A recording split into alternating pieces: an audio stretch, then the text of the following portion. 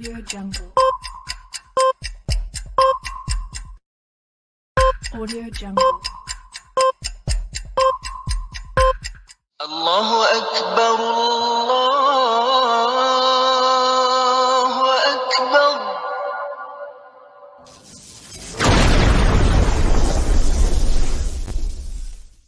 Welcome to Consider Islam. Live with Kenny Bomer, an affiliate and founder of the Consider This TV network. Any views, actions, or comments made by panelists during this broadcast do not necessarily reflect the views or opinions of CTTV network hosts or affiliates.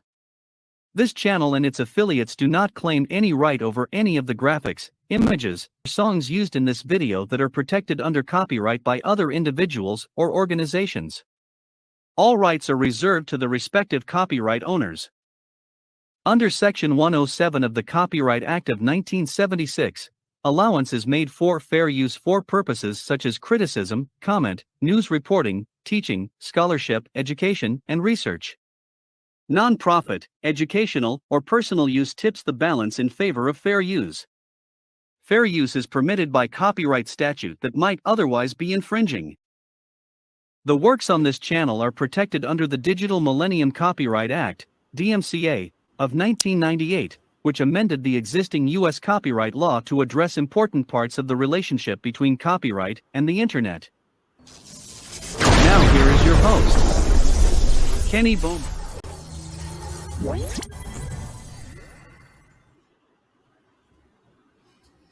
Assalamu alaikum rahmatullahi wa barakatuh. Peace be upon everyone who's watching, and welcome to the guests on the panel.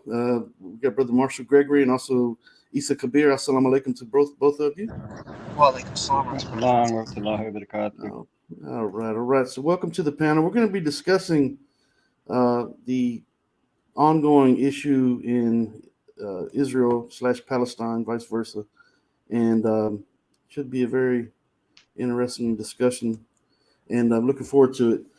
Before we get started, let me just make a couple of announcements. Matter of fact, I'll try to post a link in the chat here shortly. But not this coming Saturday, but Saturday, September the 16th, at noon Central Standard Time, I'll be engaging in another debate with David Wood. It'll be the third debate overall, and it will be the second this year, as a matter of fact, which is interesting. We're going to be discussing or debating the topic, was Jesus a Muslim? And so if you're wanting to tune into that, I will post the link to that debate. That's going to be on the channel, the YouTube channel, Modern Day Debate. And I will post the link to that here shortly, inshallah, God willing. You can also, that's going to be, again, a live in-person debate. But I think you could watch it live for a fee. There is a fee to get in. If you're in the Houston area and you would like to attend, you can click on the link that you'll see. Matter of fact, I'll post the link to the debate on the Modern Day Debate channel, the platform, and then under that, you'll find the link to the tickets and so forth if you would like to attend the debate live in person or watch it live while it's happening. You could do so. I think there's a small fee of $1 or something. I'm not sure exactly what it is, but I think you can watch it live if you'd like to do that, inshallah. So I'm looking forward to that debate. I've been very busy with some contractual agreements that I've had to fulfill. Been a very busy year, and this debate is a bit short notice. It was discussed about, 2.5 weeks ago or so, and so we're looking forward to that. So can you guys hear me clearly? Yes. Okay, great. Okay, so we're going to be talking about the Israel and Palestine conflict, this ongoing conflict. And brothers, if you don't mind, what I'll do is I'm going to read something briefly. I was in Israel last year, and which was very interesting. We'll talk about that as we proceed. But I'm going to read something, and I'll post the link for this as well. Matter of fact, I'll do that now since I have it up. I'm going to post the link to what I'm about to read regarding this conflict in the chat for people who'd like to read along or read it in its entirety. I'm not going to read all of it, but bear with me one second. And so it's an article on a website called Vox, and I don't know much about that website, but I did come across this article, and it's titled, "What Are Israel and Palestine and Why Are They Fighting?" So if you guys will let me read just shortly, just a couple of paragraphs here, it'll put this conversation in its proper context, I do believe, and then we'll proceed from there. I'm not sure if my camera is sticking or not, but okay. So let me just read this. Can you guys hear me once again before I start?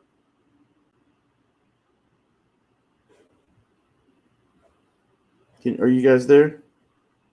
Yeah, we hear you clearly. I can Alhamdulillah. hear Go you. ahead, King. Perfect. We can. Okay, great. Okay, all right. So again, the title of this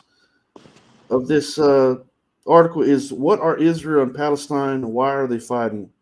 The subtitle says Israeli Jews and Palestinian Arabs both want the same land, and a compromise has proven difficult to find.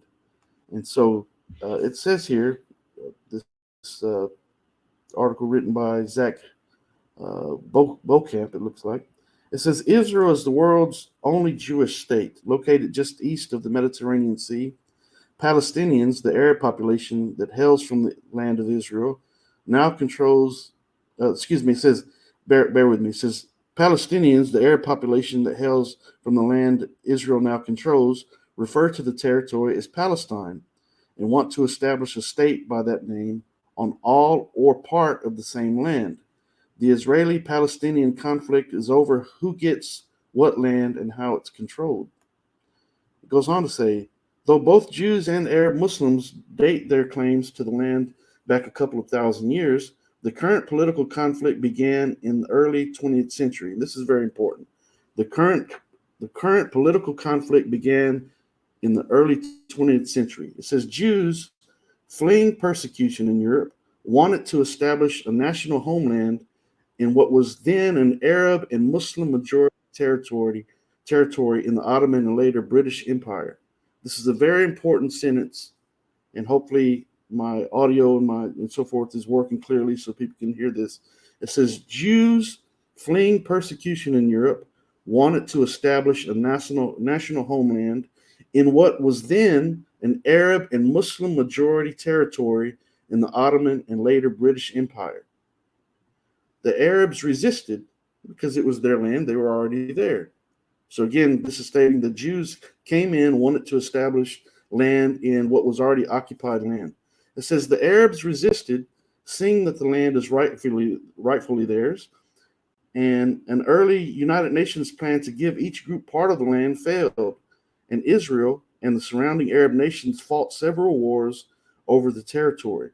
It says today's lines largely reflect the outcomes of two of these wars, one waged in 1948 and another in 1967. The 1967 war is particularly important for today's conflict as it left Israel in control of the West Bank and Gaza Strip, two territories home to large Palestinian populations. Today, the West Bank is nominally controlled by the Palestinian Authority and is under Israeli occupation. So again, the West Bank is nominally controlled by the Palestinian Authority, but it's under Israeli occupation. This comes in the form of Israeli troops who enforce Israeli security restrictions on Palestinian movement and activities, and Israeli settlers, Jews who build ever-expanding communities in the West Bank that effectively deny the land to Palestinians. It says Gaza is controlled by Hamas, an Islamic fundamentalist party, and is under Israeli blockade, but not ground troop occupation. And I'll read this very short last paragraph. There's more to it, but I'll stop here. Let me go to more of it later. But it says the primary approach to solving the conflict today is a so-called two-state solution that would establish Palestine as an independent state in Gaza and most of the West Bank, leaving the rest of the land to Israel. Though the two-state plan is clear in theory, the two sides are deeply divided over how to make it work in practice. Now, before we get into the conversation, historically, it's clear that this land was already occupied by the Arab Muslims. And as this article states, I didn't write it, the Muslims didn't write it, someone wrote it, and it says clearly that the Jewish people wanted to establish a Jewish state, and they came and tried to take over this already populated land because of something that the Old Testament says. Okay, and so from an Islamic point of view, the Quran says clearly, and Allah says clearly, it says to fight those who first fight you and run them out of places that they have first run you out of. But if at any time they stop their aggression towards you, you stop your aggression towards them so that you don't become those who oppress.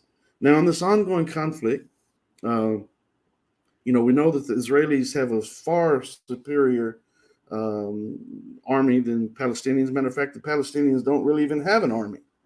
They're using, Molotov cocktails and basically whatever they can get their hands on, rocks and whatever, to try to fight back in any way that they can. And maybe here or there they get their hands on a rocket launcher or some type of weaponry that would aid in their defense of their homeland. But they're doing just that. They're defending their homeland. But the way you see it in the media and the way it's being ignored by the world as a whole is, you have people who have come in and overrun a population of people in their homeland and is ever expanding that territory, as this article says. And the Palestinians are being subjugated. They're being housed. They're being oppressed in many, many, many different ways. And they're upset about it. It's an ongoing occupation of their homes and their land, and they're being oppressed. Their people are being harmed and brutalized and being imprisoned and so forth. And so they're fighting back. And however, there's certain groups of people who anything Muslim is everything evil in their minds. Anything Muslim is everything evil. And when these people fight back, they're accused of being terrorists and they're accused of causing the conflict and so forth, while the evidence is clear that that's not actually true.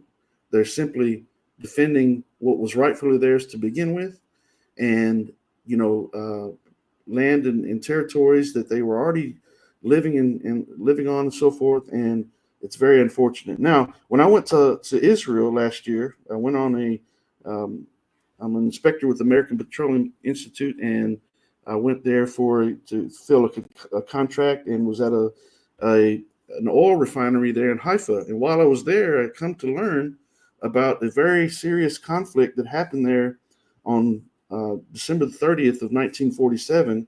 And I'll read just briefly about this, and then we'll get to Issa and Brother Marshall Gregory. And so this says the Haifa refinery.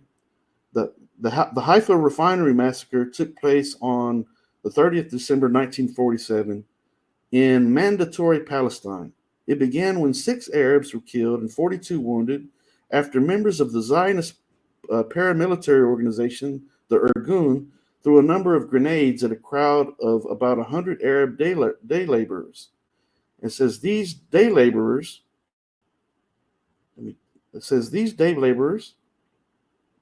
bear with me, had gathered outside the main gate of the British-owned Haifa oil refinery to look for work. They were just there trying to work.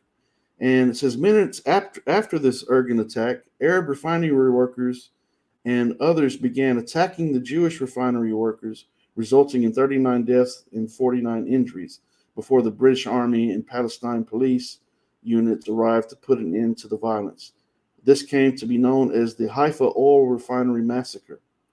Now, I was there where this happened, and they've got monuments up and so forth where this happened. And what transpired was this Israeli, as this article, as it says here, these day laborers were just trying to get into the refinery for work.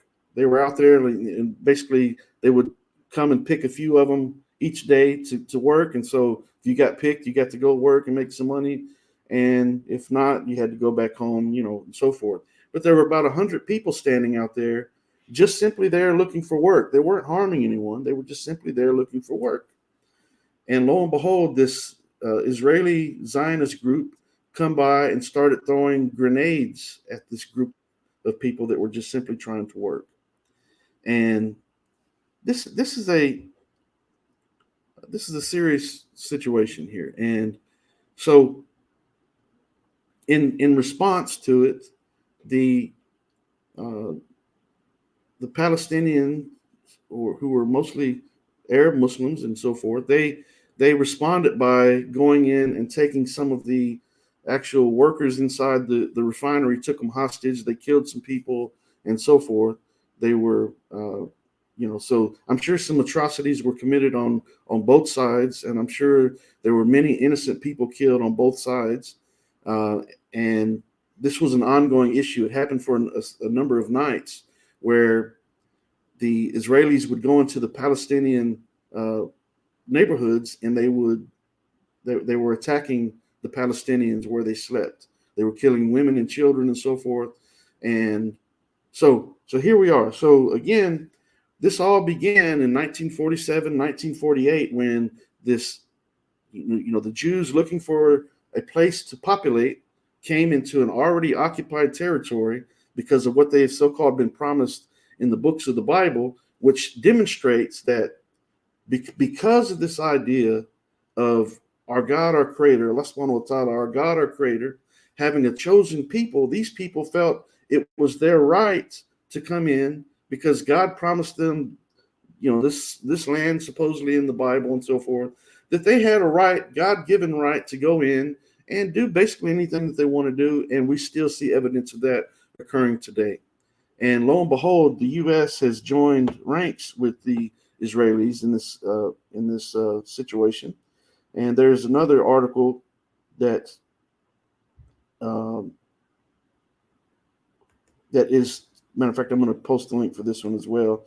And I'm not going to read this one, maybe a paragraph or two possibly, but I'm going to post the link to this in the. Let me bring Brother Marshall back onto the panel. I see we lost him there somewhere. Welcome back, brother. And Issa, I think I bring you on here and we'll move this one. Okay. All right. So we have Issa there.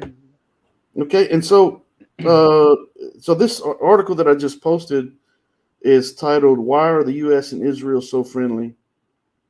And the subtitle is, "Why the U.S. and Israel Have Had Such a Close Relationship for So Long." And of course, it's got Trump and Prime Minister Benjamin Netanyahu on the front there. So let me just read two very short paragraphs. It says that's a hugely controversial question, though American support for Israel really is massive, including billions of dollars in aid and reliable diplomatic backing. Experts disagree sharply on why. Some possibilities include deep-rooted support for Israel among the American public, the influence of the pro-Israel lobby, and the American ideological affinity with the Middle East's most stable democracy. And the countries were not. Anyways, I'm not going to read this because it's time-consuming, but we know that the U.S. has waged a war on terror, and they believe that the Muslims are the target of all evil, that they need to eradicate and destroy and so forth. That's an ongoing problem. And as you see, the Palestinians are being subjugated and being oppressed in many, many different ways. The U.S. isn't running to their aid. However, they're still funneling billions of dollars constantly to Israel, who is indeed the oppressors. So I'll summarize by saying that it is my belief that if a man or a group of men come into my home and I fight back for my dwelling place and in defense of my family and friends or whoever might be here, I have a right to do so, a God-given right to do so. In this God-given instinct that we've been blessed with, we engage in what's called fight or flight. We either run because we're outnumbered and there's no way we can win, and the best thing to do at that time is to flee, or we stand up and we fight back. Now, if you're backed into a corner like the Palestinians have been, the way they've been um, rounded up like cattle and so forth, and been oppressed, they're backed into a corner and they are fighting back any way that they possibly could, just like a man who's backed into the corner of his own home and he's got multiple intruders coming after him and his family. He's going to do whatever he can to fight back in any means necessary to defend himself and his loved ones and his property and so forth. So I don't see a problem with that. Obviously, there are some people who are on the other side of the fence. And so I'm going to let these brothers join in on the discussion. And I know that Issa has had a similar discussion on this topic recently. It was brought to my attention. I didn't watch the stream, so I have no clue what was stated or whatever. But I do know that Issa is a reasonable person, and I actually like Issa quite a bit, and so I'm glad to have you on.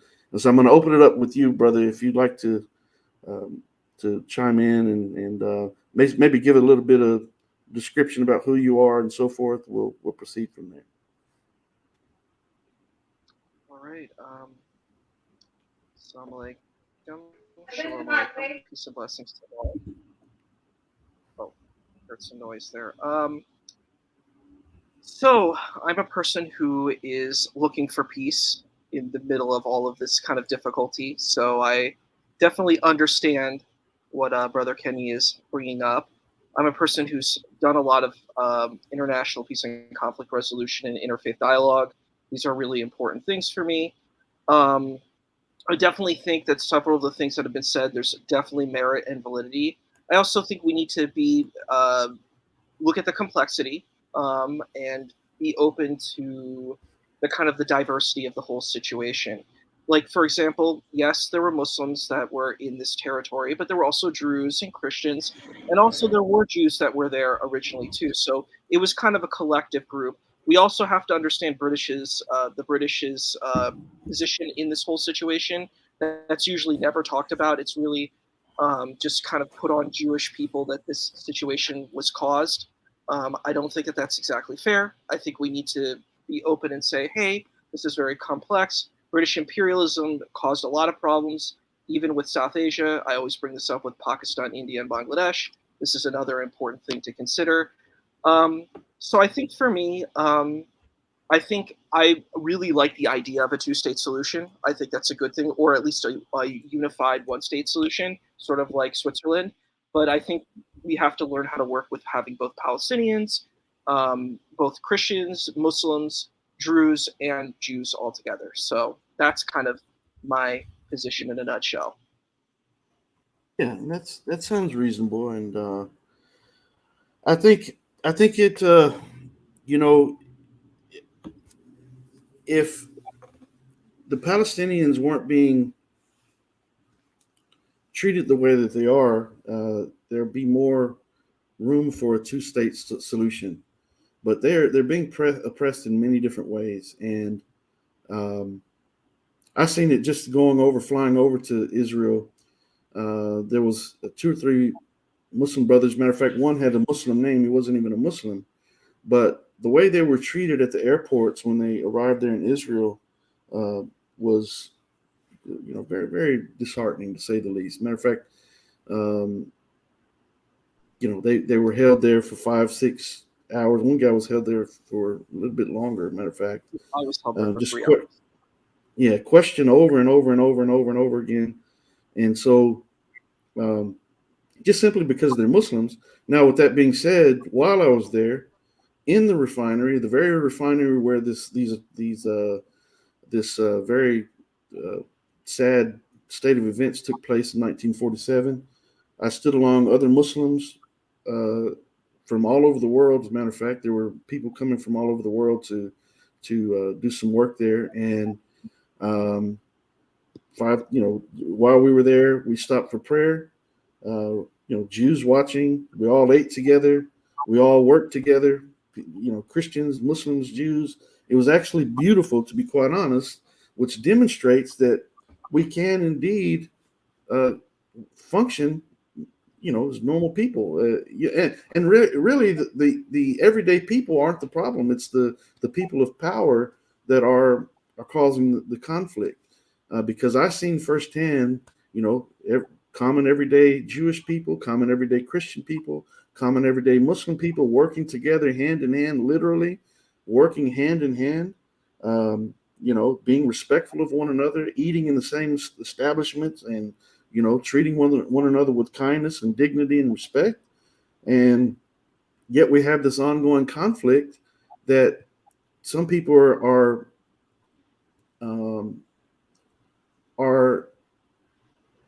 seem to be solely bent on blaming the Palestinians for and the Muslims for. And that's not fair, man. That's not fair at all. But when we go back to the root of the problem, matter of fact, when there's an issue, when someone gets hurt on the job, or when there's some type of a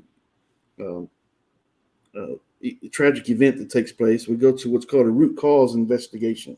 And if you go to the root cause of this problem, it is once again, and yes, there, as I've seen myself, matter of fact, going to Masjid al-Aqsa and so forth, seeing the Christians and the Jews and the Muslims occupying the same close quarters in their religious beliefs, it was actually beautiful.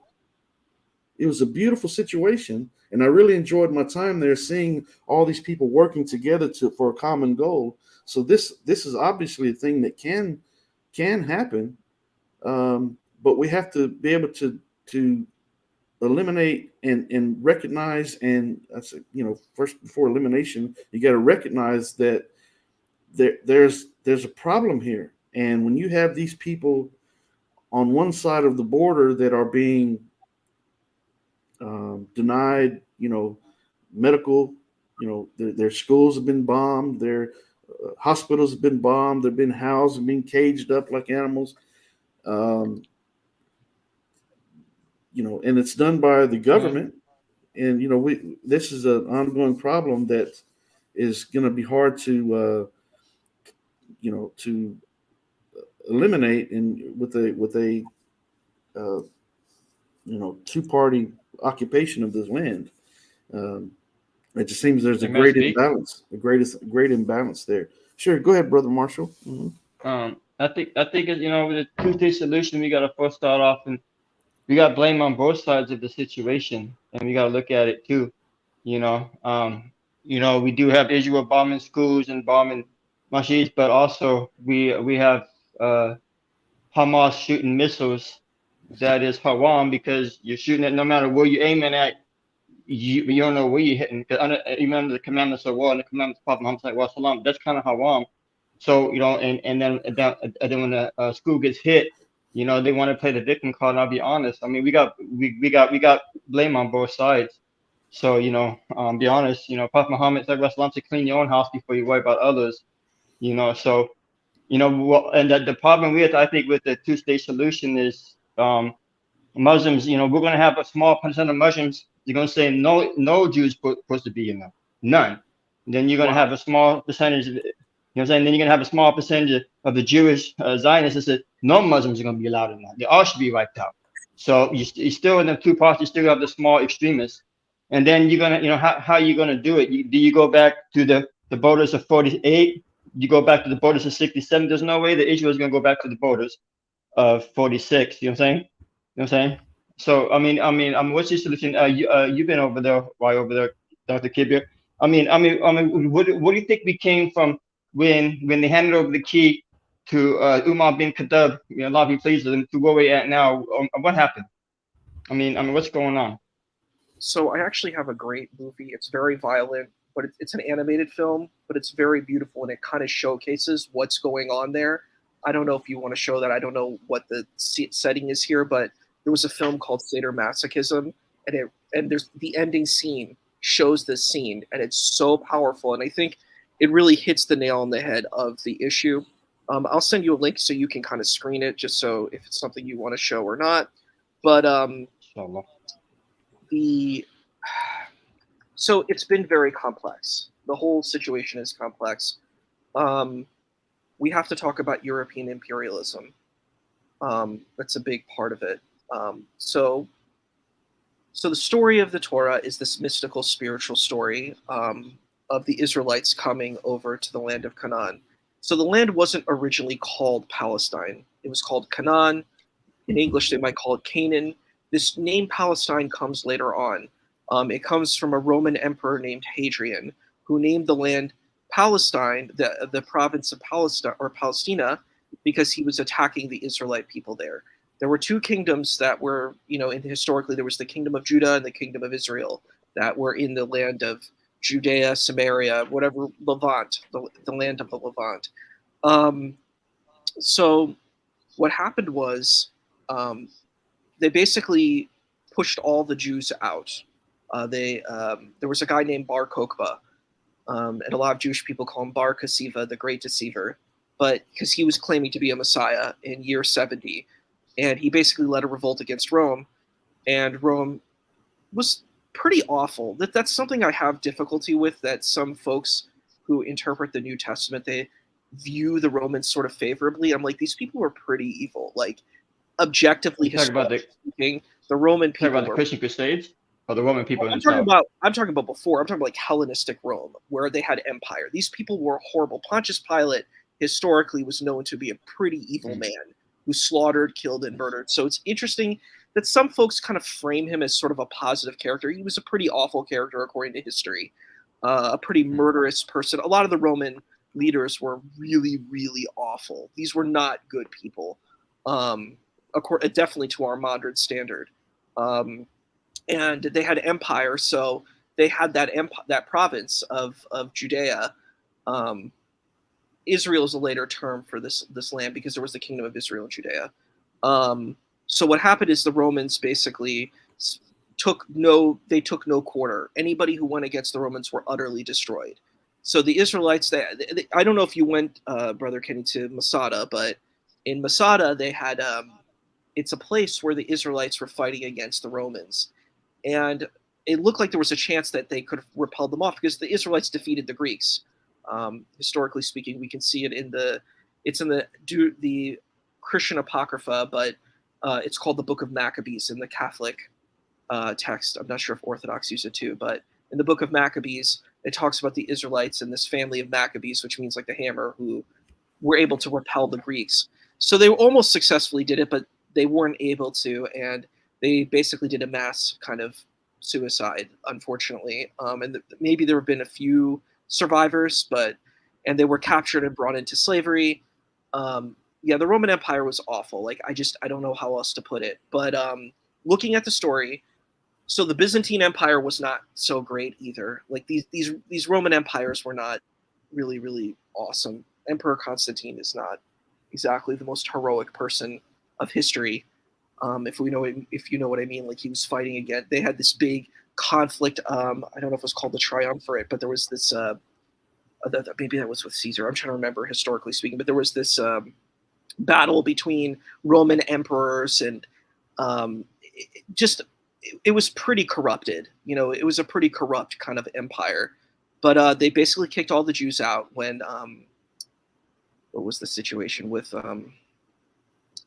when Bar Kokhba rebelled, and they destroyed the Second Temple, and the Byzantine Empire eventually took over, and they were pretty awful. They were a pretty awful empire, and that's kind of where the Caliph Umar ibn al-Khattab comes in, and he does make like a resolution with the city.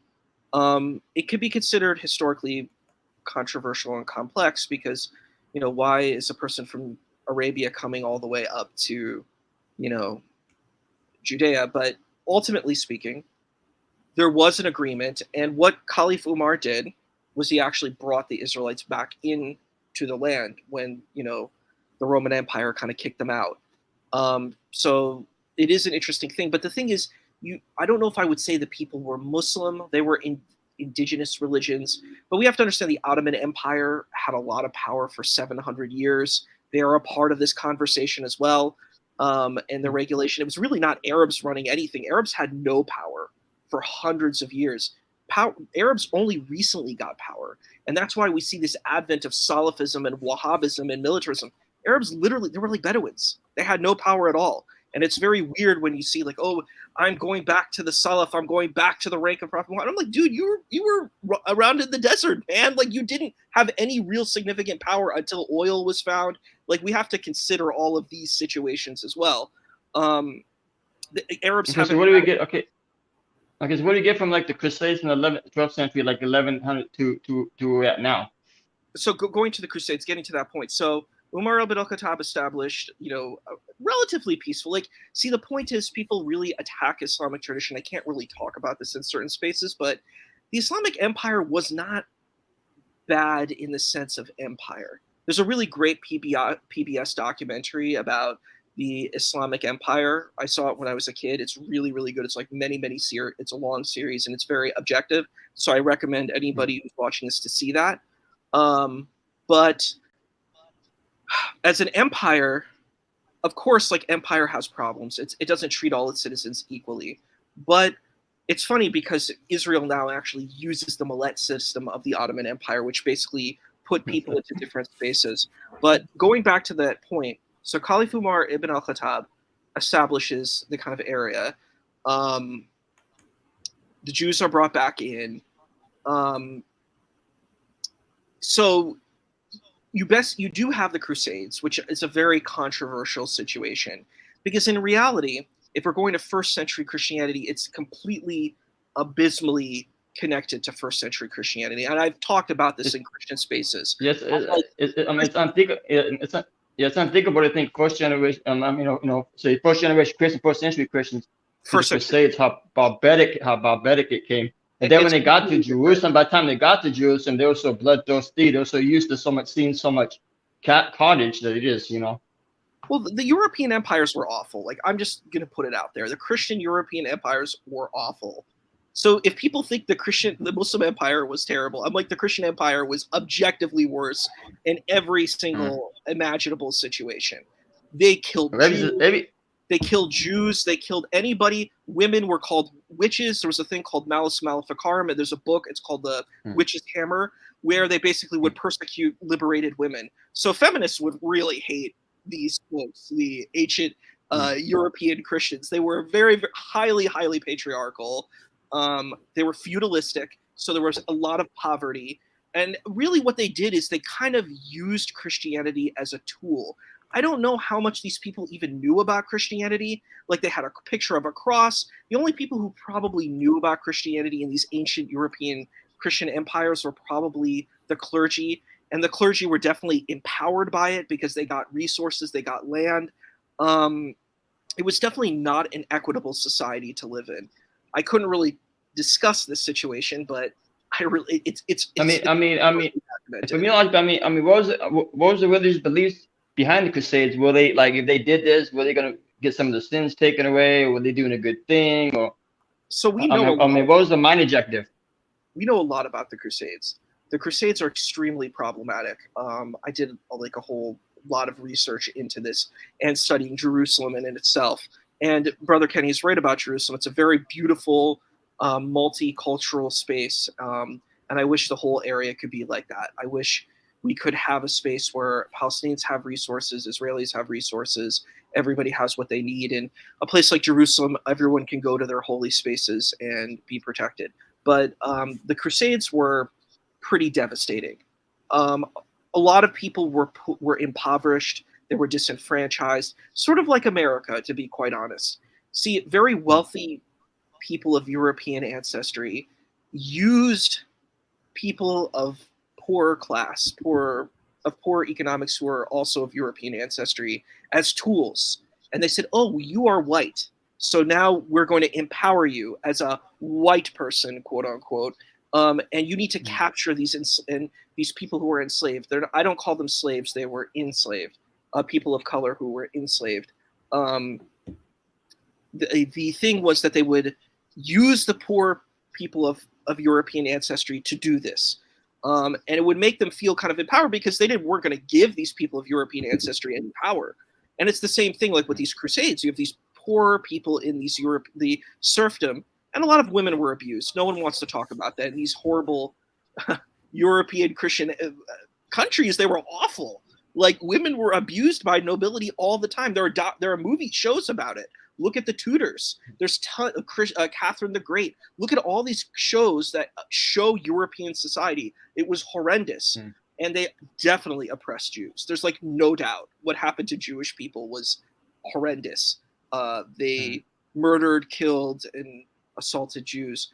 I like Christianity now. I think modern day Christianity, particularly in America, is so much better. But I mean, like, at that time, I wouldn't want to be in any of those countries, like, at all. I wouldn't want to be in those spaces. But I don't want to get off track. But I want to get off track. But you said America is.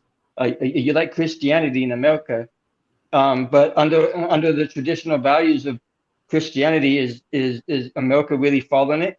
Christianity values? Well, I think if we're looking at kind of a Christological situation, that, you know, it's important, you know, like with your heart, to have faith and to, you know, to love with your heart and to be like Christ. I'd say some people are really like that, where they're like, I'm going to go. Well, I'm not talking about the bill. I'm talking about like the secondary laws. The what? You know, the secondary laws they passed. You know, as a government, you know, is it, you know, are they following Christian tradition? No. I mean, like, for example, the thing, like, let's say something like abortion, for example. This is not in the New Testament. This is not a New Testament position. It is very much a Western European cultural situation. It's not there at all. There's no family values. These things are not important in the New Testament.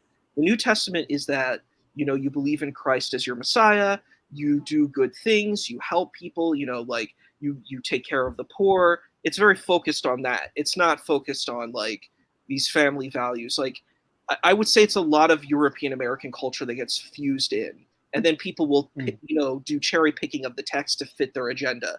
But I don't think the text in and of itself pushes this kind of initiative. Particularly, here's another example: the penitentiary system, all this justice stuff. Yeah, this is not New Testament. This has nothing to do with the New Testament. You're talking about this the other night about that. Yeah. I'm like, dude, if you believed in Christ, you would believe that people have a chance of redemption. That's the whole point of Christianity, that when you become a Christian, you get saved. But this American system doesn't do that. The American system says, oh, you did something bad when you were a kid. Now your whole life is ruined. You can't get a job. You can't vote. And you know what? There's a good chance you're going right back to jail because you have no chance. And you're claiming that they're Christian. They're claiming that they're Christian. This has nothing to do with Christianity, because Christianity is about redemption. And then I hear people, like, I've been on the shows, they're like, well, what about justice? And I'm like, well, that's not what the New Testament's about. So I'm like, that's not what this text is about. So you okay, let's get back on topic, and then I'll let Kenny take over the show. I gotta go make a lot. So what do you think as we stand right now, if the Palestinians and the Yehudi sat down at a table right now, if you were negotiating it, I mean, what would you first start off with, or how would you go about doing it with the world conflict, you know? So what I would say is you need to create an established space. So the thing is, I would say with Jerusalem, you need to have a multifaceted kind of space, because Jerusalem is a very important city for all these kind of Abrahamic faiths. It's important for Christians, it's important for Muslims, it's important for Jews. So having kind of like a panel where you would have like a council where you have representation. Israel does do that well with the Sanhedrin, that there is there is non-Jewish representation on this panel. Unlike certain other Muslim places, like Pakistan does not have that. You do not have Christian representation or Hindu representation or Sikhi representation, which are members within Pakistan, but they do not have direct representation within the court system. It is a minor representation. It's not a huge representation, but there is some. So if I was at the table, I'd be like, look, we need to work on, if we can, I would offer to the constituents a two-state solution or a one-state solution, depending on what they would want. And I said, if we're doing the two-state solution, it is necessary that the Palestinian land gets all the resources that it needs to succeed. It's not that you just have two countries. You need to have a country that is sustainable and has resources. So this is the important thing. I would also say, if we're going to do this, we have to make an agreement of a ceasefire, that we're not going to, attack each other. Like, this has to happen, where there can be trust there could be, there needs to be peace. That's another important thing that a lot of people don't know about Israel. Like for the Jewish folks, they are terrified. That's why there's a thing called an Iron Dome. There's a reason why the missiles aren't getting in. There's this defense system that shoots these missiles out. So that's an important thing to consider. So there needs to be a promise of safety. And if the safety is violated, that there needs to be like a third party mediator that will step in. So you have to have like a third party that will execute, consequences for people who don't, hold to the standard that the agreement proposes. So I think that's kind of, Okay. I gotta go salat, so I gotta excuse myself. So Okay. inshallah, I'll be back inshallah. Okay. Yeah, I think in theory, that sounds great having a third party as a mediator and so forth, but it's not a reality in that,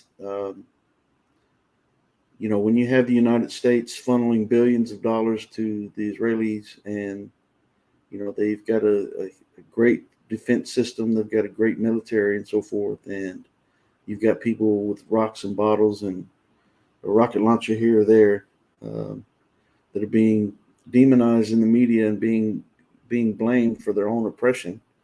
Inevitably, they're being targeted as though they're the root cause of the problem, when that's not really the reality of it. The reality of it is you have one side that has a massive military, and the most advanced military, one of the most advanced militaries in the world, fighting common people with rocks and bottles. And so when you have a big brother on you, behind you, the United States, that is supporting Israel and is on the side of Israel, they obviously aren't funneling this money into Palestine.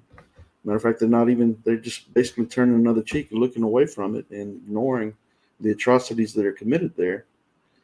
There'll be no way there could be a third party that would be a mediator when you have this looming big brother overshadowing the whole conflict that is clearly on the side of the Israeli government. It'll never happen. It's, and so regardless of, obviously there's people in every country, there's people from different places, races and places, and different color faces and so forth, different religions. So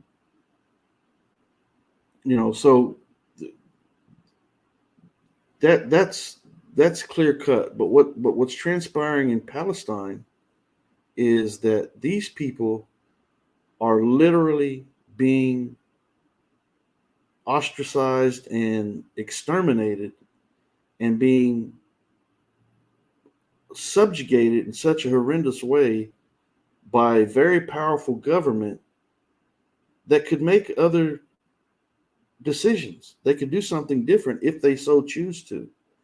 But they want that land so much that apparently these Palestinian people, and it's kind of odd that the Jewish people were treated this way.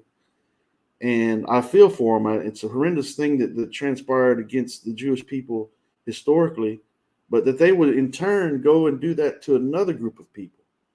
It's like, didn't you learn from the atrocities committed against you that this is wrong and this shouldn't happen and you shouldn't treat these people in this way? And it's like they're blind to it because of this land. And so it seems a very lopsided battle here. A very lopsided. It's not a fair fight on any level because just if you just look at what's happening. And there's another thing, which is the false flag pretense, in that having studied the effects of propaganda to the degree that I have, and knowing that sometimes the perpetrators of the wrong are the very ones who make the claim that the ones that are being oppressed are the ones that are causing the problem. And we hear about someone firing a rocket across the border there or whatever, into the Israeli lands, I'm not so sure. I'm not saying that it never happens, and I'm not denying that they don't find ways to get this weaponry and so forth. But how? When they're so they are where's their means to get these things into Palestine? Where's the avenue? Where's the where would they be getting them? But I'm not saying it never happens, but I'm saying that it's again, you have an army, one of the most powerful armies in the world, and militaries in the world, being the Israelis, and most of the people that they're fighting against and they're having this conflict with are people with sticks and bottles. Yet when they do get a random rocket launcher or whatever and they fire it across, they're terrorists now. They're terrorists. And it's like, okay, well, let's look at the big picture, and you see what's going on day in, day out to the Palestinian people. And that's got to be factored into this whole problem. It's not like, if they weren't being treated this way, would they be going after the Israelis, or would they be on the side of the border firing rockets into the Israeli populations? No, probably not, because they'd be too busy rebuilding what's been damaged in their own land. And so I find it I find it very disturbing and very disheartening that the world as a whole has turned their back on the situation. There's many countries that could step in and be that third party and say, enough is enough, let's stop this. But because the big brother, the United States, is looming over the whole situation and feeding the Israeli government billions of dollars, that they could, be trying to say, hey, let's create a peace treaty here, and let's do something different, and let's make this, create a balance on each side, and be fair to both sides and so forth. That's not happening. And so it's a very, very disturbing situation, to say the least. Someone's saying that they get rockets via Iran, and they also make them their own selves. Are you saying Palestinian people cannot make rockets? Hezbollah, Iran definitely has. So you said America backs Israel. I would say Iran backs the Palestinians. So there is that. I would say that's an important thing to include. Yeah, well, I don't know the who's backing who outside of. Let's put it like this: if the Palestinians were having great success with these with Iran or whoever supplying them with weapons, you would think that there would be a evidence of that in the conflicts that do transpire. Well, the Iron Dome is a part of it too. Israel constructed the Iron Dome as a defense system against these rockets. There would probably be a lot more casualties if they didn't have Iron Dome. Yeah. And so, with that being said, but on the flip side of that, they're able to shoot rockets into Palestine at random, and while I was there, they brought down hospitals, they brought down schools and so forth. Now the kids can't even go to school, but they don't have a hospital to go to. And so while the Israelis have this great defense system that, again, the American dollar is helping them to acquire and to establish, the Palestinians don't have that, and the Palestinian territories are being demolished, and they're being broken down systematically, and more and more land is being confiscated by the Israelis it's a slow, ongoing process. They're eliminating people. They're eliminating their land. They're eliminating people, eliminating their land. But when the Palestinians fight back, they're the bad guys.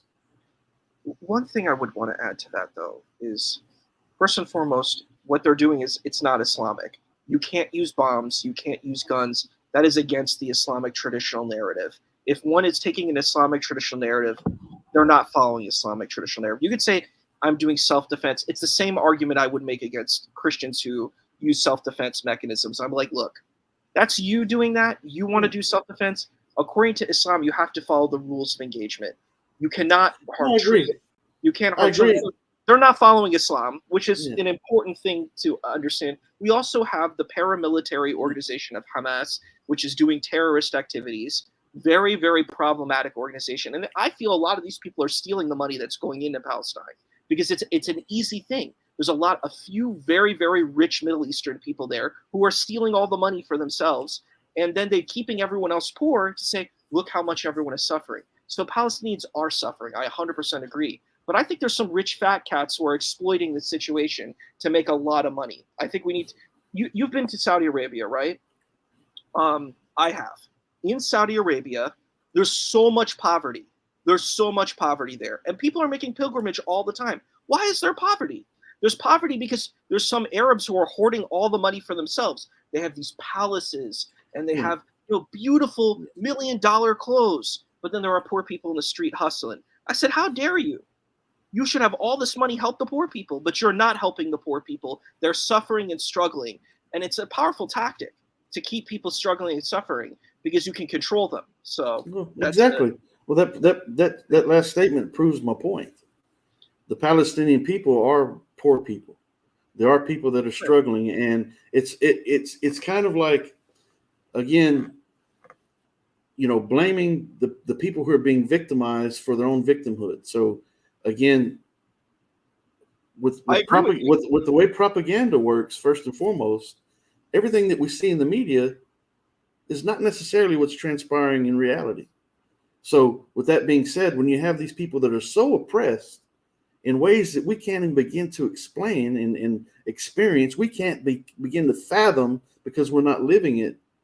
We're not really seeing the atrocities up close. We're just hearing about it and so forth. We might see a video here or there. We might see the Israeli troops going into Masjid al-Aqsa in Jerusalem and rounding up the Muslims and abusing the Muslims there and so forth. And but what we're seeing is not necessarily, I'm not talking about that issue, but what we're seeing as far as and what we're hearing about what the Palestinians are doing in response to their land being stripped away from them and their people being oppressed. What we're hearing is may or may not be the reality of what's actually transpiring, because these people are so oppressed, they're worrying about trying to get food and water, and yet we're supposed to believe that they are conspiring and planning these military operations, these terroristic operations. Why are they called terroristic operations? When the Israelis fly missiles into the Palestine, it's not called terrorism. When Palestinians fly a rocket into, one random rocket here or there into Israel, now it's terrorism. Well, that's someone speaking with a forked tongue here. There's some silver-tongued devils out there that are running the show, that are using the power that they have as far as economically to oppress the people who are being subjugated, the Palestinians in particular. And it's a systematic, what's the word? I can't think of the word of it, but they're systematically being destroyed. But when they fight back, now people are pointing fingers and claiming that, who is Hamas really? How do we really know who Hamas is?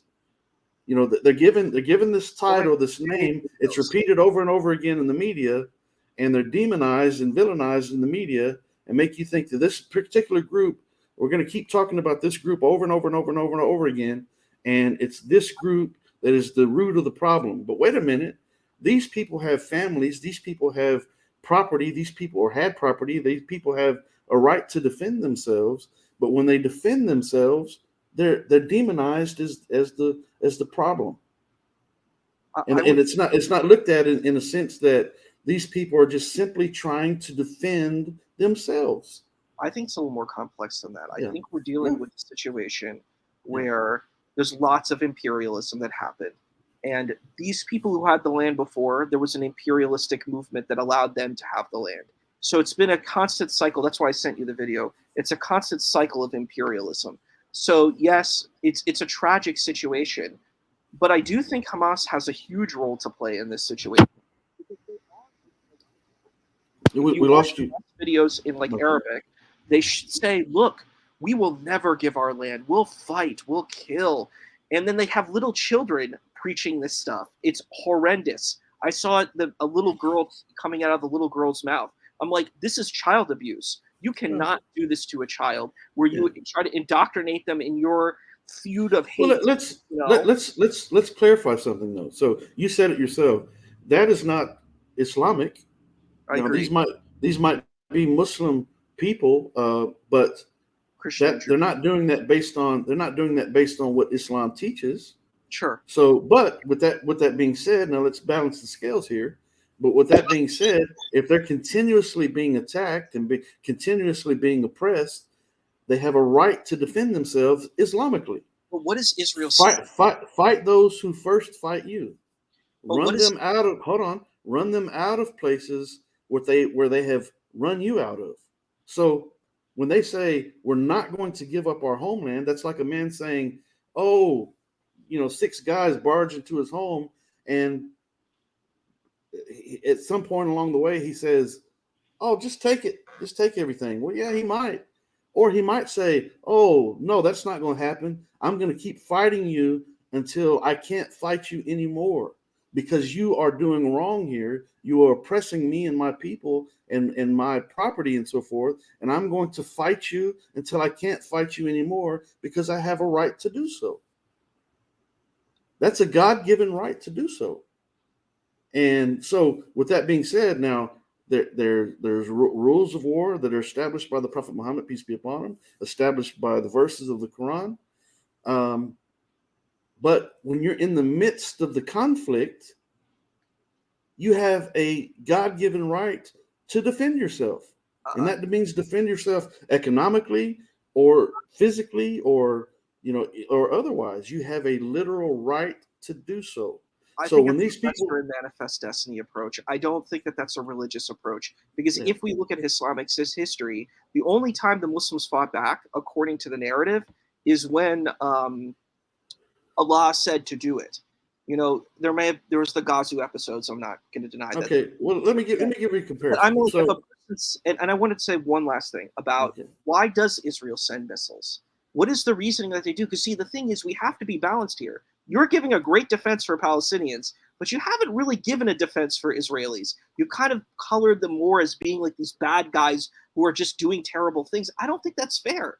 The Israelis, what their claim is that they are bombing Hamas. And then they also give notifications in these buildings when they send the bombs to say that the Hamas members are there. So they're trying to do controlled damage. They don't want to kill civilians. Okay, that's when I hear that, what I hear? I hear weapons of mass destruction. Right? We're going to go bomb Iraq because of these weapons of mass destruction that the world knows now, after all the damage is done, that they weren't even there. Okay, so yes, do armies and militaries make excuses and use these tactics and use lies and deception in order to eradicate the enemy, the perceived enemy? Absolutely. And so if we don't think about it and just limit it to, it's like saying that these things never happen. We know that they happen. We know historically that they've happened, that people have done some very underhanded things in order to accomplish what they've done, and the things that they've sought out to accomplish are atrocities. We see this with Hitler himself that did this to the Jews, right? made the Jews the enemy, made the Jews appear to be, in the minds of the common German people, made them out to be the root of all problems that were in their society. And the Grand Mufti of Palestine was his ally, by the way. He was a Nazi too. So just Right. to be very Well, fair, that's neither here. Listen, well, but he was what a I'm Nazi. He was a hardcore Nazi. His stuff Yeah. was pretty horrible. If you read his stuff, he's a pretty awful guy. But Yeah, well, I'm not doubting that. I mean, there's individuals that do individualized with things, power but and that has nothing to do with Islam. So let's clarify that. But I'm okay with what I'm saying is that propaganda is propaganda, and just because we hear something in the media doesn't mean that we should latch onto it like that's God Himself said it, But because my it may question not be. is, why should we It may trust be him? the exact opposite of what they're telling us. We know this by the study of propaganda, how propaganda has proven, the study of propaganda has proven that the lies that they have told, what they were saying was transpiring, the exact opposite was happening. I totally agree with you. But Yeah, okay. my question that I would add to this conversation is, why do we just say I'm trusting Palestinians 100%, but I'm not going to trust Jewish people at all? I'm giving zero credence to Jews. This is my No one problem said here. that. I think No we one- need to be yeah, but- balanced with the situation. So Jewish leadership have their concerns. Like when you mentioned the airport, I was stopped there for 3 hours. Look at my name. Look how I look. I'm a Yeah. pretty funky guy. You think they're just gonna let me in? No. But the thing is, there's a lot of fear. And the thing is, you said here's Palestinian fear. Well, I talked to Jewish families there. They have a lot of fear too. It's a Well, different sure they kind do. of. They're living in fear that a bomb might come and hit them, that Iron Dome might fail, and that they might die. So Yeah, it's, but while they're fearing that, it's actually happening to the Palestinians, right? well, I It's would say actually happening. so. Palestinians are suffering 100% for sure, and it is, and there are Jewish people who are killed too. I don't know if you know about the stabbing incidents, but there are lots of Jewish people who are killed all the time. But and I would say, you said the media says this. With Not stabbings, not in universities. Universities are extremely liberal and they're very pro-Palestine and they're not pro-Israel. The UN is pro-Palestine, not pro-Israel. If you look at any UN videos, they are promoting Palestine 100%. It says Israel is doing human rights violations. But no one talks about Pakistan. No one talks about the 1971 genocide that Aga Yahya Khan did to the East. It was called East Pakistan, but the Bengali people. No one talks about that. It just completely goes under the radar because it's not important. What happens to children and little boys in Peshawar? What happens to the Baluchi people in the south? No one is talking about any of these problems. Look at all the people who were assassinated. Look at Benzer Bhutto, who was assassinated. Imran Khan, there was an attempt on Imran Khan's life. It's completely destabilized. But no one is talking about this. They're just like, look at this terrible situation. And I'm like, it is terrible. You and I are in 100% agreement, but I think everyone is victims. And I don't think it's fair to say, look at these Jewish perpetrators. I think there's suffering on both sides, and we need to care about all these people. I can't just say, look, the Palestinians are just unilaterally suffering. It's not fair to the conversation, and it doesn't even see Jewish people having a place at the table, and that's a problem. For one, I'm not talking about common everyday people. All right, I'm talking about the enactors of the atrocities are the people of power, the people that are running the military, and the people in the government. That's the people in the power. They're the one calling the shots. The common everyday people, of course, common everyday people are going to be concerned with being bombed. But the reality of it is the amount of damage that is happening on the Palestinian side compared to the amount of damage on the Israeli side is vast and far. It's far and wide. It's a huge difference. The Palestinian people are being treated like animals, worse than animals. They're being denied access to water and food, and they're being, their homes are being destroyed, their schools, their hospitals are being destroyed. That's not happening in Israel. That's literally not happening in Israel, because you said it yourself, because of this Iron Dome. They have the defense system. The Palestinians don't. So again, go back to the root of the problem. The root of the problem is 1947-48. A group of people come and try to take over land already occupied, even if there was already some Jews there. It's mostly non-Jewish people that were there, And now this Jewish community comes because they got backing behind, with the United States government and so forth, and England and so forth, and they come and they try to overrun this group of people who have already been living there. Well, they And were those also people, exiled. Muslim countries kicked the Jews out of their spaces. The Europeans kicked the Jews out of their spaces, unlawfully so. Because this is a key that we haven't talked about. There's a lot of Arabs have anti-Jewish narrative. Yeah, but we have to talk about that no, it's too. not. It's not anti-Jewish narrative. It's looking at it. It's looking at what's transpiring for what it is. I'm talking about before Israel. I'm talking about before Israel. Why were all the world and all the Jewish history of the world and discuss how all this transpired? But what we can do is look at what's been transpiring since 1947, 1948, when a group of people come into an occupied land and have systematically throughout time have damaged and destroyed these people and continue to damage and destroy these people. And when these people fight back, again, they're fighting in defense of their homeland. And a lot of these people have lost loved ones and lost many people, lost their own citizens and so forth. They're angry. They're fighting back. It has nothing to do with religion at this point, because you're in the midst of a battle. You're in the midst of a very difficult, harsh situation. And I'm not saying there's not committed Muslims there, and I'm not committed Jews and Christians. I'm not saying that. Surely there's some devoted, true, Muslims there and so forth. But also we have to factor in that these people are tired of being oppressed. They're tired of being mistreated and so forth, being denied just basic human dignity, and so they're fighting back. The Israelis are not being treated that way. They're just not. And so there's a great imbalance there. And anyone who doesn't see it how can you not see it?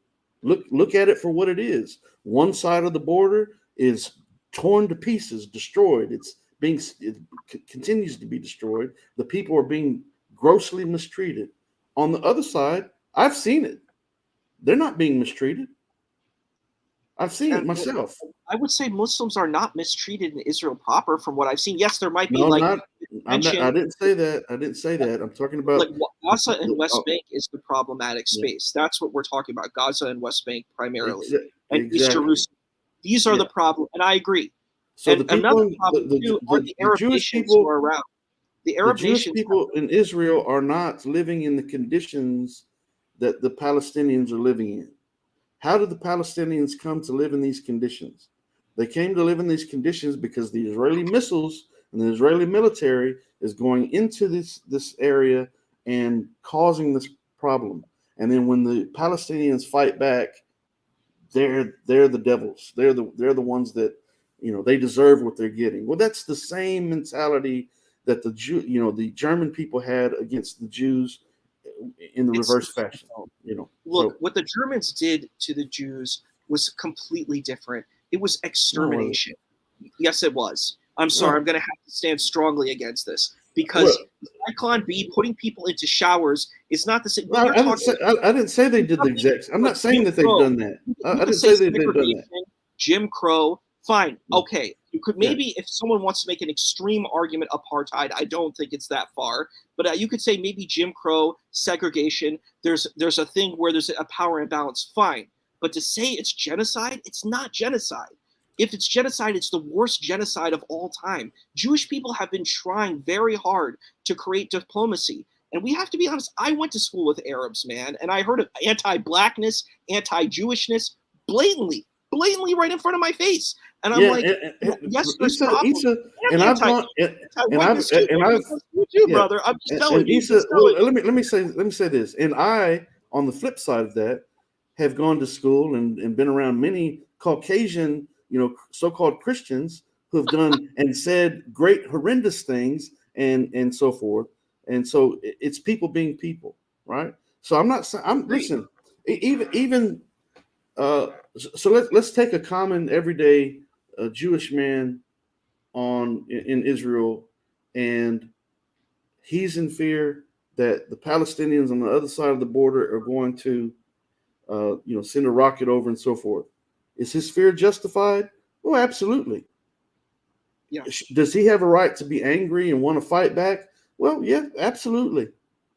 Right? Absolutely. So I'm not denying that. I'm not saying that the common everyday people don't have a legitimate fear and so forth. But and I'm not saying that everything that the Palestinians do in response is correct. I'm not saying that. But I also have to factor in that they're led to do what they're doing because of the atrocities that have been committed against them. Their schools have been destroyed. Complex. It's a very complex and nuanced situation. It's not just Israeli military doing this. I would agree. And if you go to Israel and you ask Jewish people, they'll say they're a part of it, but they're not the sole element of this. Hamas is a part of it too. Like we said, what about this kind of secret warfare where people who are in power are going to use the general population, just like we talk about the Crusades, as kind of patsies to push their own initiative? Well, yeah, their own initiative. So I'm like, you have that part too. You have Hezbollah. You also, like, we didn't talk about this, but how did Israel even get legitimacy? It got legitimacy because 7 Arab nations invaded this area. If they didn't, we wouldn't have this whole story. This would have never occurred if those 7 Arab nations never went in. I promise you. So if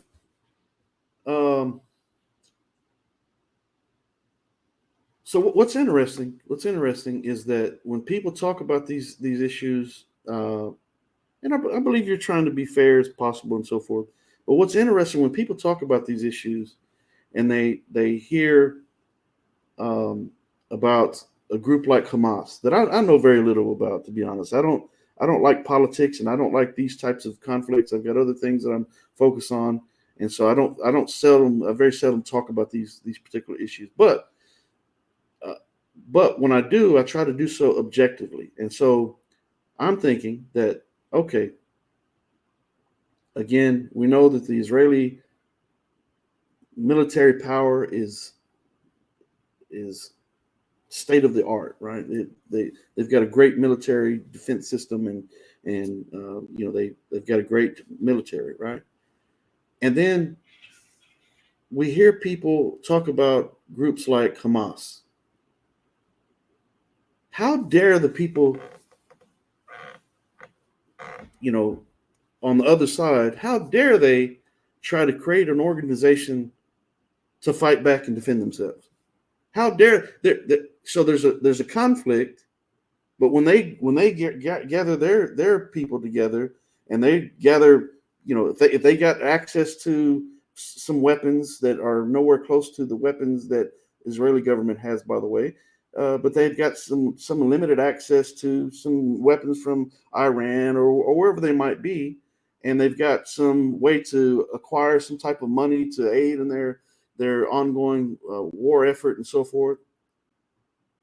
They're still talked about as though they're the bad guy, but they're not doing anything different than already has been done on the other side of the border.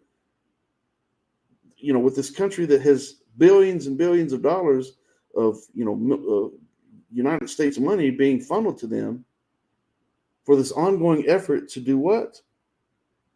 To attack Muslims. And so don't they have a right to, group together in some way and call themselves something in order to defend themselves? Well, sure they do. And it's so I say this because I'm not so sure that this group of Hamas is what they've been labeled as by the media.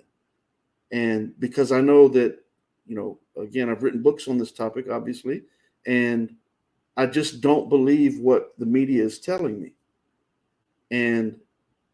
But common sense tells me that, man, if I was on the other side of the conflict, I'd be trying to organize and trying to find a way that, hey, we've got to come together in some form or fashion. We've got to get some weapons here. We've got to do something to fight back and defend our people.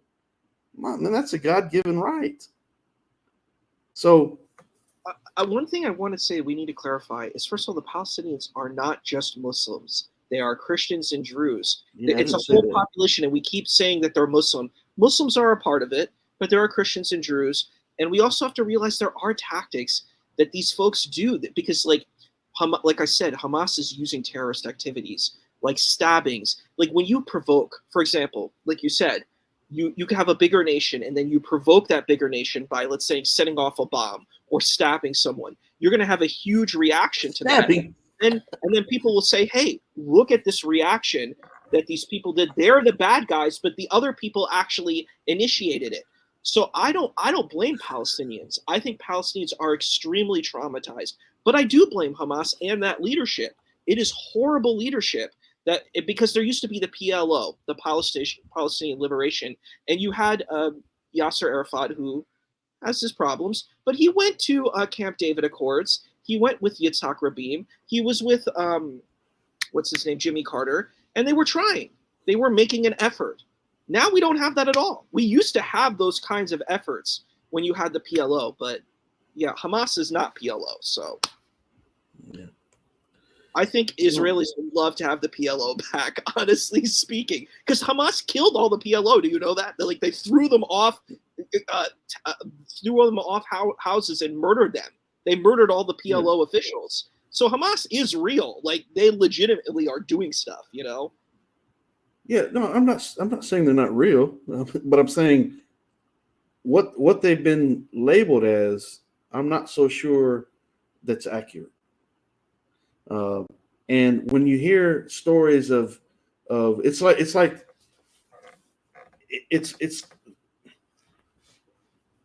did they throw someone off a building? Maybe not.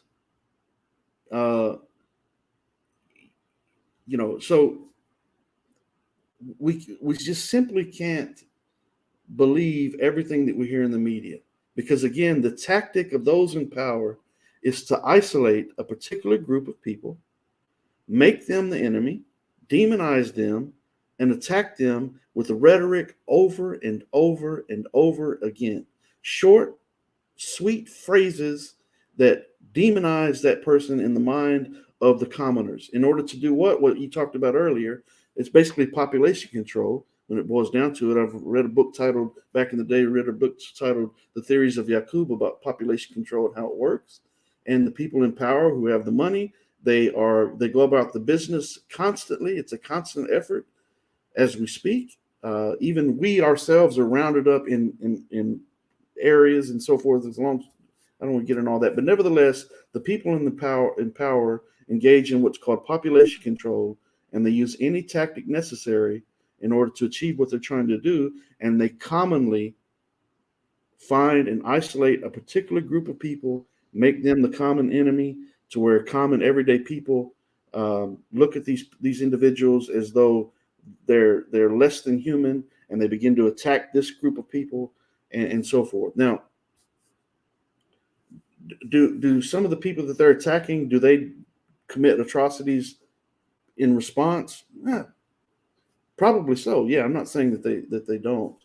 It'd be ridiculous to say that people aren't people and people don't make bad decisions and do horrendous things at times on both sides. People. It doesn't matter what color, what race or religion you're of or whatever.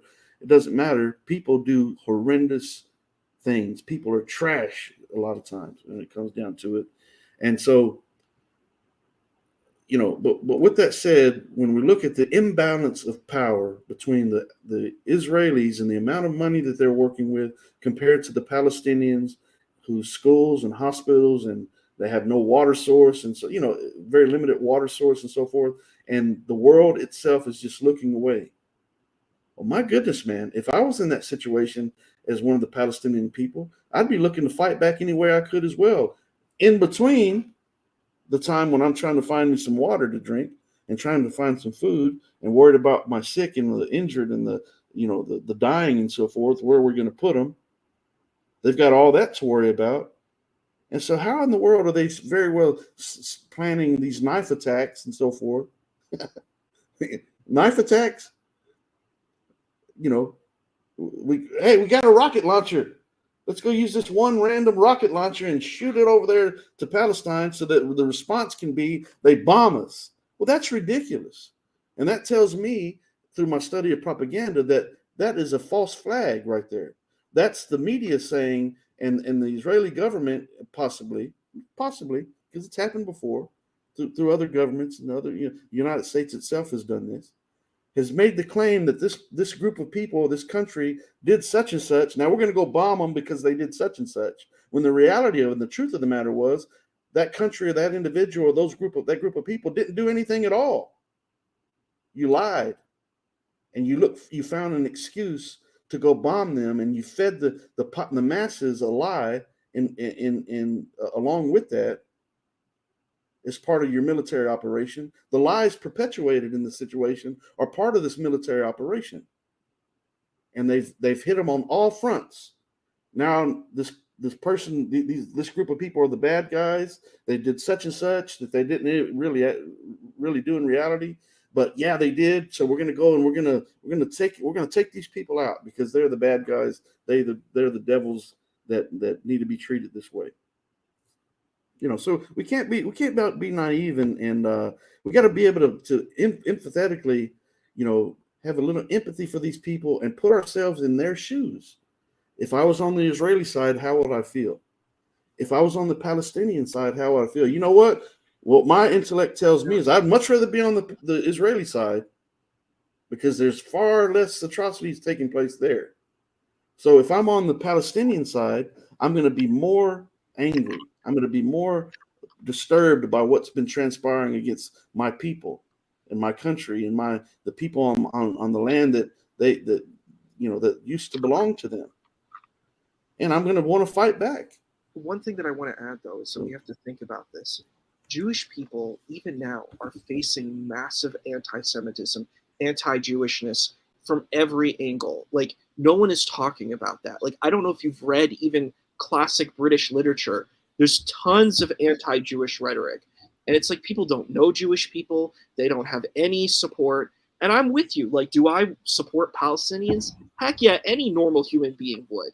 There's no doubt that we want to support Palestinians. But the Jewish people can't be treated like these monsters in this situation where they're like just going around and bombing and killing. I'm like, this is not a fair narrative in looking at a holistic thing. Like you said, we've got to be balanced. How about if let me grant you something else. How about if Hamas is using this tactic of saying, hey, I'm going to do like a false flag operation, and I'm going to make it seem like, hey, Palestinians are suffering, but I'm stealing all the money, and then I'm putting innocent Palestinian lives in danger. We have to consider that could be an option too. We got to put that on the table as well. If we're saying that there's malicious acts behind the curtain, I'm just saying we need to include that as well. Yeah. Well, yeah. I mean, people are going to be people. People are going to do what they're going to do. But I think if you put everything on the scales and you consider the amount of money that Israel is dealing with and the support that they have from unfortunately a country that has a history of doing very disgraceful things to others in regards to, by example, the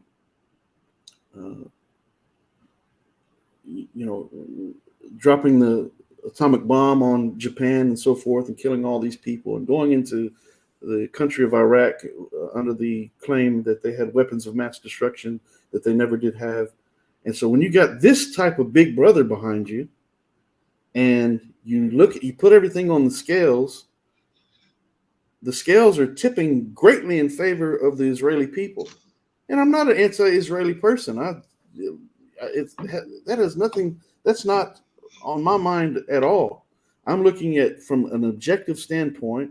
I'm not Israeli, I'm not Palestinian, but looking from my mind at the situation, I see on this side, I see this country doing well and progressing, and I see this country that's doing well and progressing committing grave atrocities against people that they should be calling their neighbors, that they should be looking to assist, and so forth. It's like being on this side of the fence, and I'm going to steadily keep shooting. I'm shooting a gun at my neighbor's house, and in response, my neighbor is shooting a slingshot at mine. Well, my goodness, something's imbalanced here. And so, anyways, welcome to the panel. I'm not sure who this is joining the panel. Assalamu alaikum. Hey, brother. Brother Kenny, how are you? Yeah, alhamdulillah, I'm fine. How are you? Alhamdulillah. How are you, brothers? I hope everyone is doing well. Hello, everyone in the chat. Brother Kenny, we miss you. You disappear by the weeks. I've been very, very busy. I've got a lot going on, and Alhamdulillah. extremely May Allah make your path easier. Yeah, brother, that's not what I expected to be talking about in your stream. But since you guys are in the topic, in my opinion, in my humble opinion, is that the greatest resolution is a resolution that happened somewhat by accident in one of the deadliest conflicts in recent history, which is the apartheid in South Africa. The final resolution was not to divide the country, was not to have different flags, was not to have different classes or different governments, but the final resolution was to have one government for both white and black people. And now we have one of the healthiest African countries, being South Africa. We have white and black living together. It is slowly, still the white is still a little wealthier than the black based on history of wealth, but slowly that gap is closing. And there is no more debts, there is no more problems. So I wondered, how come nobody ever thinks about having a country called the Holy Land, where Palestinians and Israeli live together with a government that could be formed from both Muslims and Jewish people.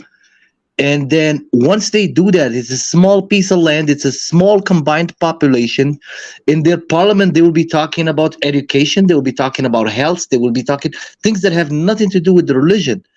And I can guarantee you that it would be one of the wealthiest countries in the Middle East, and it would be one of the most peaceful places on earth if they decide to ever do that. But I wonder why.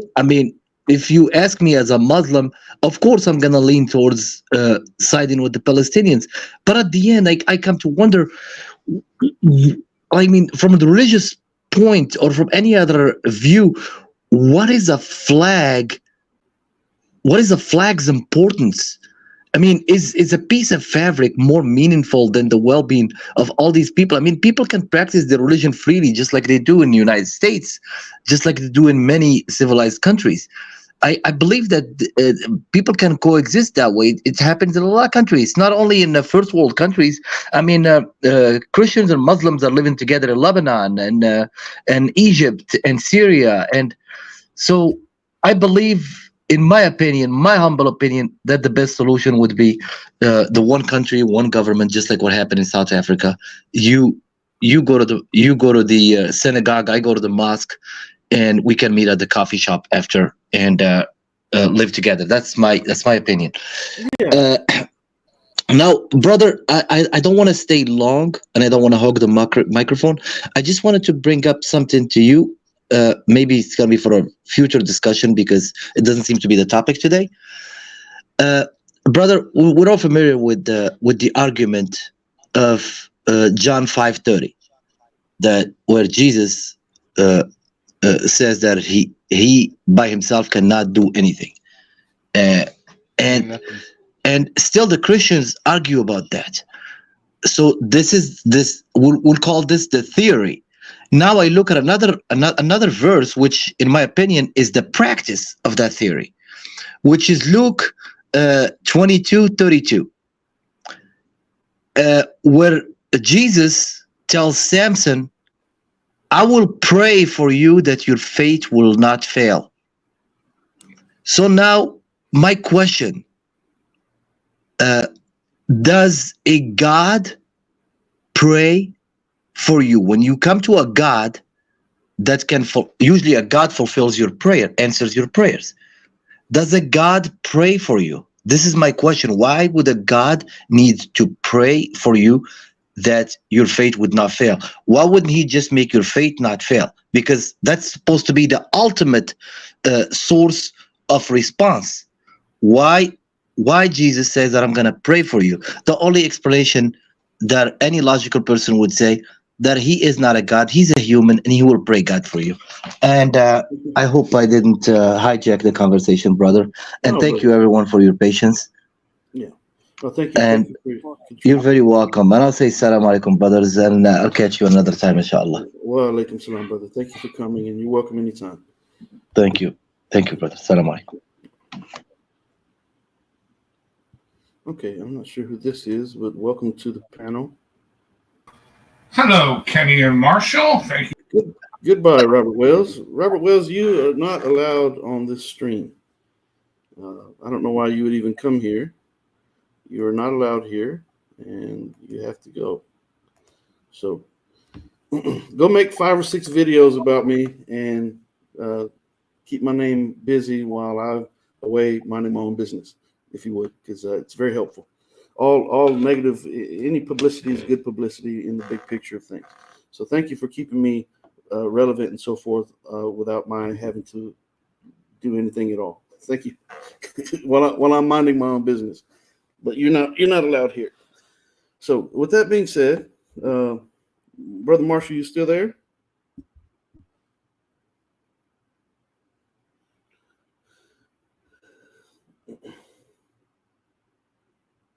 Okay, I don't know if he's there or not, but maybe.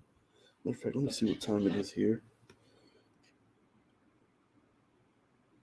Hey, listen, Issa, I think for one, I want you to know, I think you do know that I like you, man, and that I do respect your opinion. I think you're an intelligent guy, and I enjoy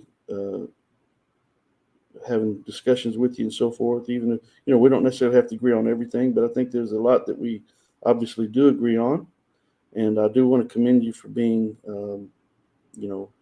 a person who does try to look at all sides of the situation, and I want to commend you for that.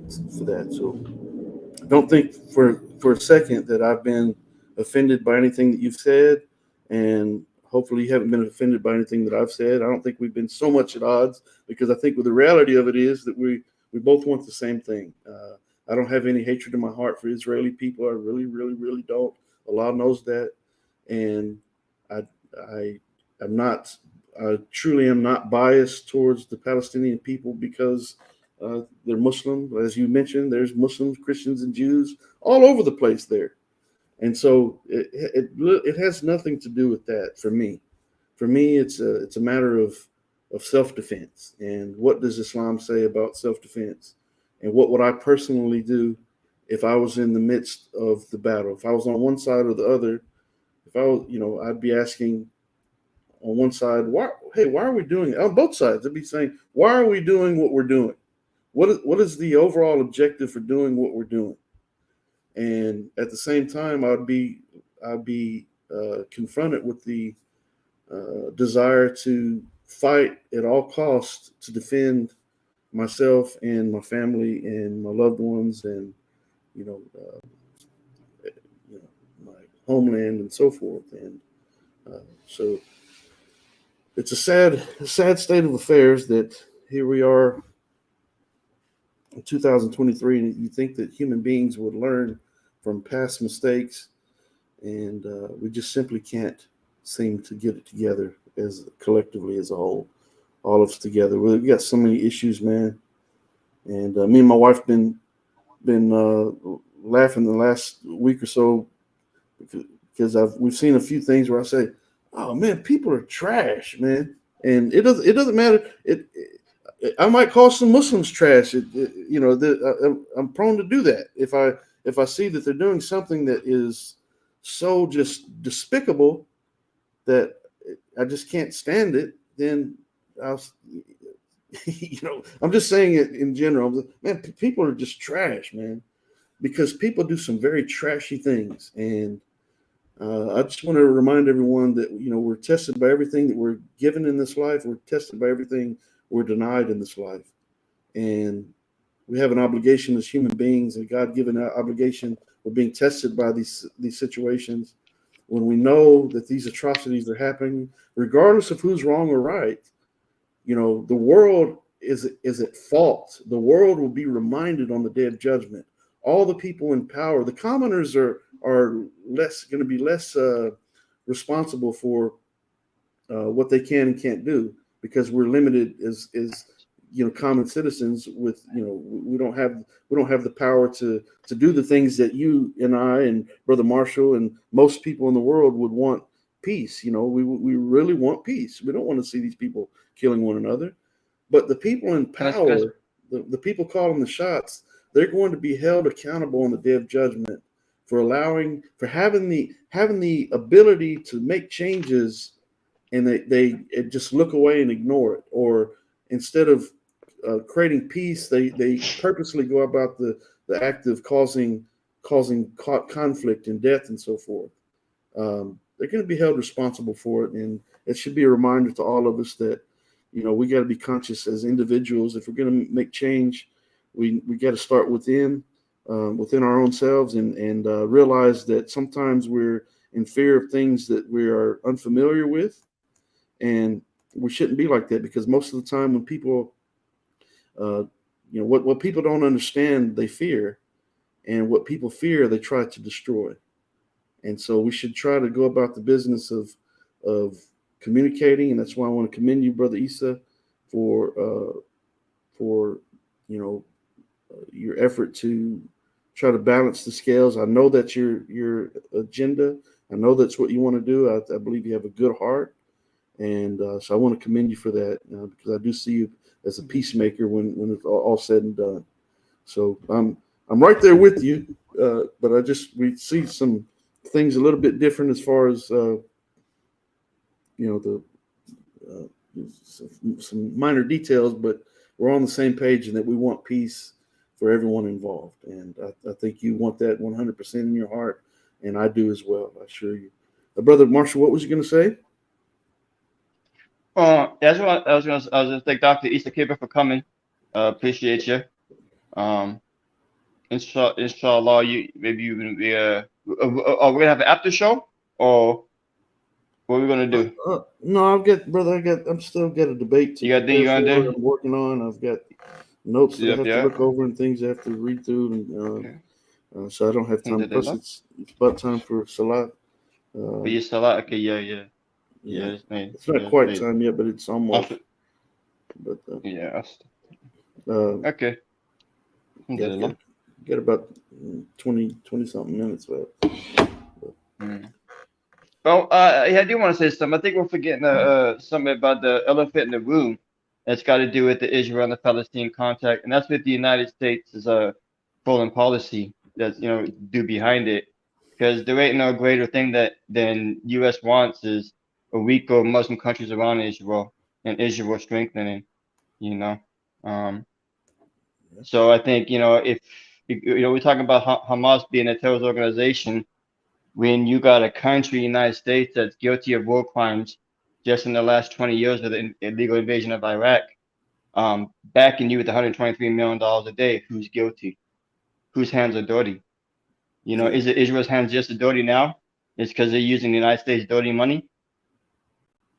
You know? So I think, you know, there's a big elephant in the room than just that conflict. Is like, you know, the foreign policy behind it, what's going on, driven it. You know what I'm saying?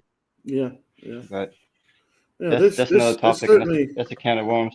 Yeah, there's so much going on that we, as just common people, are blind to, and you know, there's agendas that are in place. And I don't mean to be a conspiracy theorist, but I mean, obviously, people are people, and you know, we can see signs of things that people would do in the big government, and people in people that we deal with on a day in, day out basis, where people are conspiring and plotting and planning and backbiting and setting things in place to try to manipulate someone. Well, people are people, and you know, the higher you go up in the economic scale and the power scale, the more you have an opportunity to do these things. Yeah. One last thing, from my understanding, and Issa Kabeer will talk about that. I showed him the video, and how United States had a foreign policy to take down 7 countries in 5 years, and leaving it with Iran the second. And you look at the only country around there that's they want to do it for is what? Israel. So I don't know if the United States really have an interest for peace over there with the Palestine to begin with. So that's another subject. Yeah, who knows, man? It's unfortunate. I don't put anything past anyone. My goodness, people. I'll say it again. People are trash sometimes. I mean, they just are. People do some very trashy and very just disgusting things, man. And my goodness, yeah. So, anyways, but thank you, Issa, for coming, man. And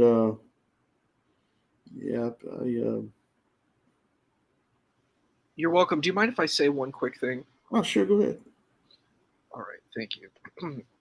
So, assalamu alaikum, everyone here. Assalamu alaikum. I want to actually comment on what Brother Samir said, who had popped in for a minute, and that's definitely a solution that I think works. A unified nation, you could call it Holy Land, where everybody's united. I think that's totally fine, or a two-state solution.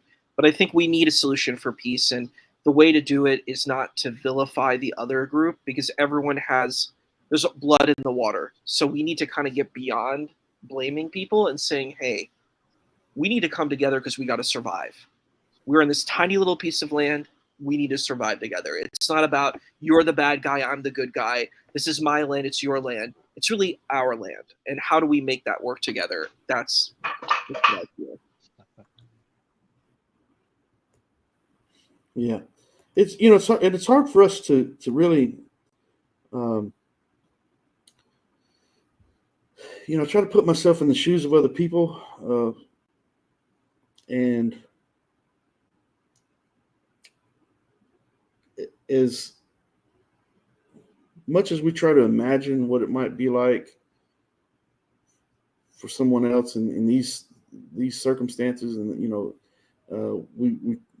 our imagination can't do it justice, and so it's kind of hard to say what we would do in certain instances and so forth. We are outside looking in, and it's not always easy to make a judgment call on what other people should do when we're not really experiencing what they're going through. And all we can do is just try to look at it and say, okay, well, if that was me, this is how I think I would feel, based on my limited knowledge about what is transpiring, what's real and what isn't, knowing that there's probably lies being propagated on both sides, and there's plotting and planning being done on both sides, and there's wrongdoing and being done on both sides, and there's people are justifying their actions on both sides and so forth. And so, conflict is conflict, and it's not pretty. And but man, it sure would be nice if the world collectively would routinely, this whole idea of United Nations. What are we united in? And when you have two countries at war with one another, and the others, I mean, they try to step in and so forth in their ways, but my goodness, man, the lack of reason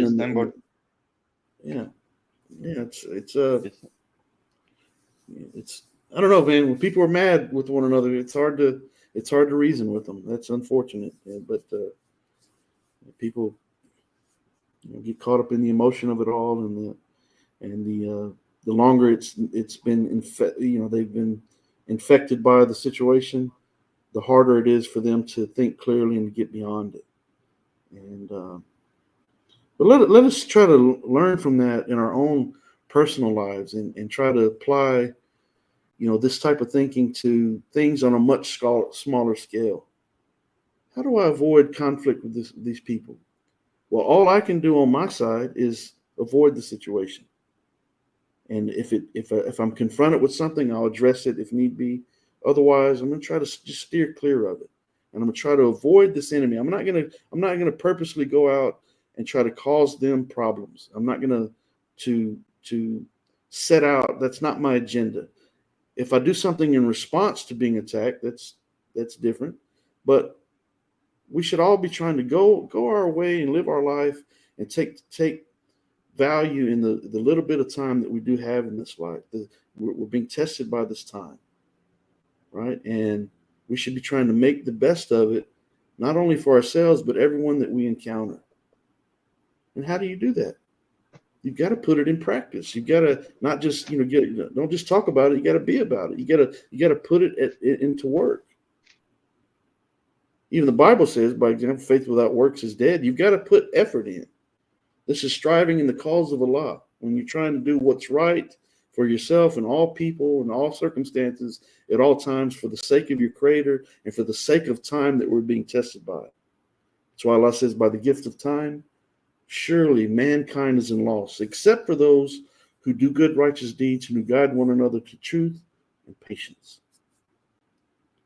So may Allah subhanahu wa ta'ala, our God, our Creator, make us to be of those people who are willing to look at things objectively and to approach every situation that we encounter with patience and prayer and try to do what's right. And may He forgive us for the times that we fail and make the wrong decision. So, alhamdulillah, Rabbil Alameen. Praise be to Allah for all things, everything that we're tested with and everything that we're given in this life. May Allah be praised, and everything that Allah denies us in this life, may Allah be praised for that, because not all the things that we want in this life are things that we actually need. And surely Allah's wisdom is far above ours. So brothers, thank you for joining this discussion and being the instigators of this discussion. This is not normally a discussion, although I have had discussions here and there on this topic, but I've been so busy with so many other things, but it was good to kind of break away from preparing for the upcoming debate with David Wood. That will be, as I use this opportunity to plug this debate once again, September the 16th at noon Central Standard Time, live in-person debate here in Pearland, just right outside of Houston, about 20-30 minutes away from where I live in Midtown. And anyways, David Wood and I will be debating for the third time. We'll be debating the topic, was Jesus a Muslim? So it's going to be a very interesting debate, I'm sure. So looking forward to that. If you want to check that out, you can look through the chat and the comments. You'll find the links for those debates. You can also go to Modern Day Debate. For that debate, you'll find the link for that in Modern Day Debate. Go ahead, brother. I got a question for you to ask David Wood on my behalf. What's that? Ask him if Jesus was a Christian. Yeah, he knows. If he says no, then he says no. If he says no, ask him, why are you Christian? And that's all I want to know. Please, just on my behalf. He don't like me, because I think I got his YouTube channel took down a couple of times, but yeah. Just on my behalf, please. But I got to go, so assalamu alaikum wa rahmatullahi wa barakatuh. Wa alaikum salam wa rahmatullahi wa barakatuh, brother. Have a good one. Issa, any final words before we end the stream? Yes. Wow. So I'm happy that we could have this conversation. Say alhamdulillah, I think it's really good that we have this conversation. I think it's important to look at the nuance. I think that the truth is always in between. We don't want to deal in absolutes, and we want to, like you said, I think it's fair that we need to have all the information and not just be reactionary to what's going on. And I think it's a hard discussion. It's a hard discussion that has a lot of emotion, has a lot of trauma, it has a lot of pain. But the most important solution is, how do we bring everyone together? And that's where I stand. I want to bring everyone together.